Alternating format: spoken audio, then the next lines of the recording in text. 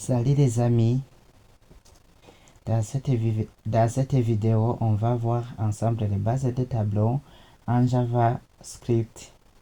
Comment déclarer un tableau, comment affecter, ajouter ou modifier des données et surtout comment accéder aux éléments d'un tableau. C'est une étape indispensable pour progresser en JavaScript. Un tableau se déclare avec des clochers. Oui, c'est ce qu'on a vu dans des vidéos précédentes. Mais pour repartir à zéro, faut que j'enlève tout ce qui se trouve à l'intérieur.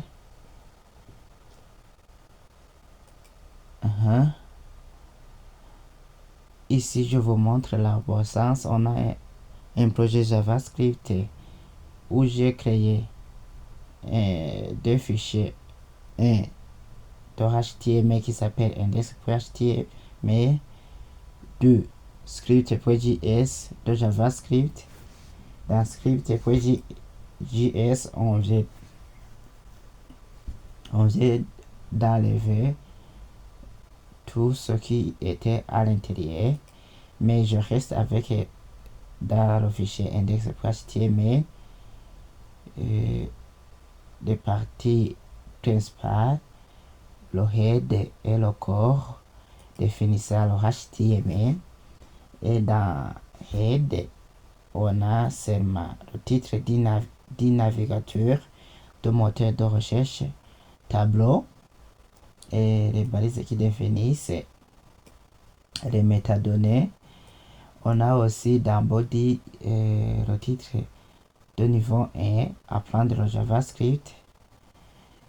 Et on a aussi une balise qui montre qu'on veut écrire du JavaScript, mais on n'écrit pas dans cette vidéo, on ne va pas écrire du code de JavaScript directement dans script, dans index, plutôt dans index.html, mais dans le fichier indépendant nommé script.js. C'est pourquoi ce fichier indépendant a été lié avec l'attribut source script.js. Je vais y aller ici alors. Et tout d'abord, je dois vous montrer ce que ça donne.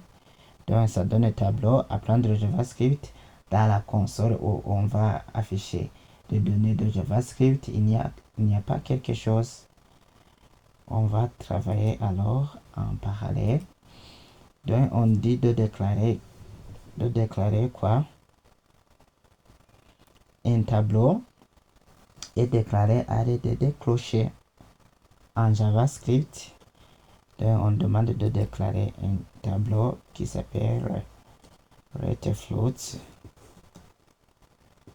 Letterfloat égale, je mets les clochers. On demande de déclarer quoi? De donner quelle valeur? Pomme.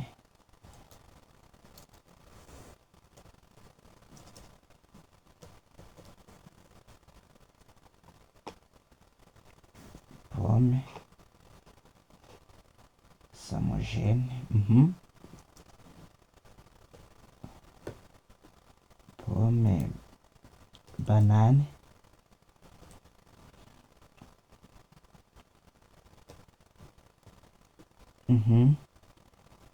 Et mangue.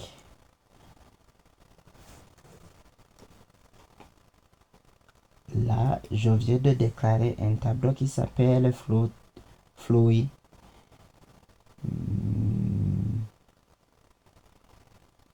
Et on donne aussi d'afficher ce tableau.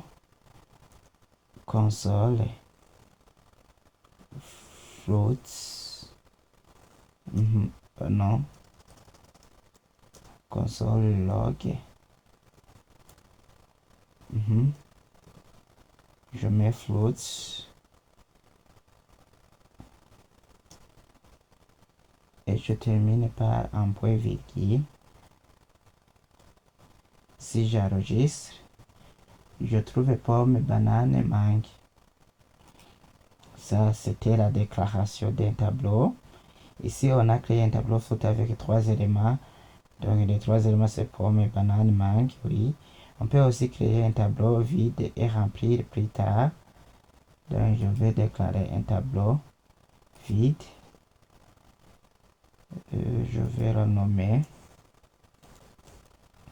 nombre, let's nombre.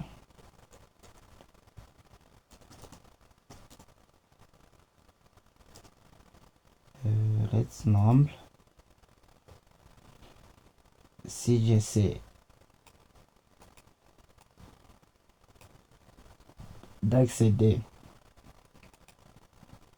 au nombre, qu'est-ce que je trouve? Je vais regarder ce qui se trouve à l'intérieur, à quoi ça ressemble. C'est un tableau qui est vide. Affectation des valeurs, on peut modifier un élément existant. Donc, par exemple, je vais modifier des éléments. On a vu que on compte un tableau avec des indices. Donc, on commence à 0 pour dire que pomme se trouve à 0. À 0 indice. 1, 2. Donc, je vais changer banane en orange. Je dois cibler cet élément. On est dans le tableau floats. Je cible l'élément en question qui se trouve à indice 1.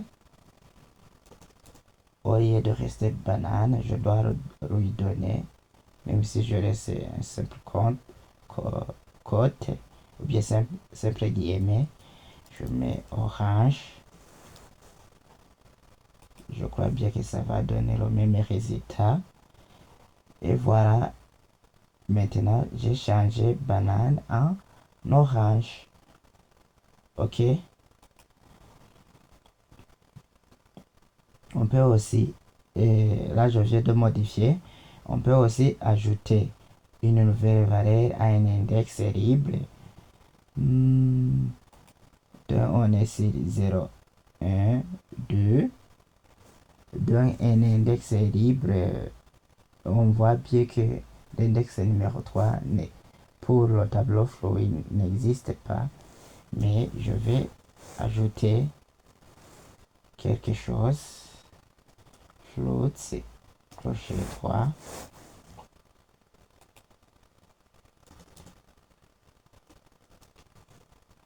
Et on a pu donner quoi? Ananas. Oui, je donne comme ananas. Ananas.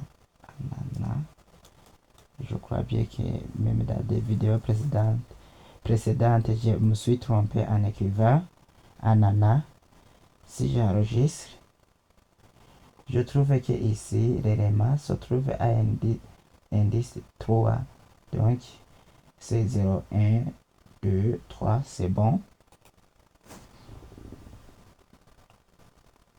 On vient d'ajouter un élément, un indice libre. Donc, l'indice numéro 3 n'existait pas auparavant, mais je l'ai attribué une nouvelle variable. Comment on peut accéder aux données d'un tableau? Chaque élément est accessible grâce à son index qui commence à 0. Et oui, c'est ce que je vous disais. Donc, pour accéder aux éléments d'un tableau, on peut à un élément d'un tableau. Il faut cibler son indice et songer toujours à commencer à 0. Je répète, commencer toujours à 0, mais non pas par 1. C'est pourquoi ici, je vais accéder aux pommes, orange, mangue, ananas. Je fais copier celui-ci.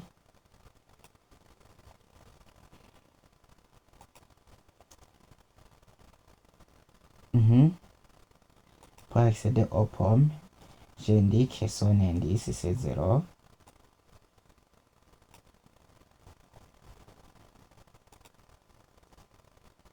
Orange, c'est 1.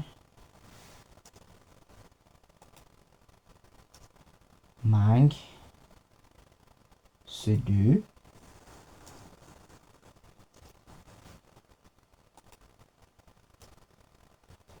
Et ananas,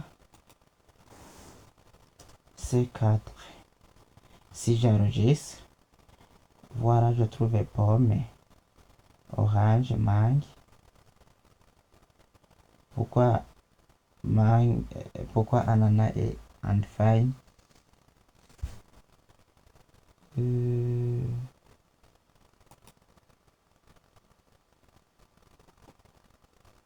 0, 1, 2, 3.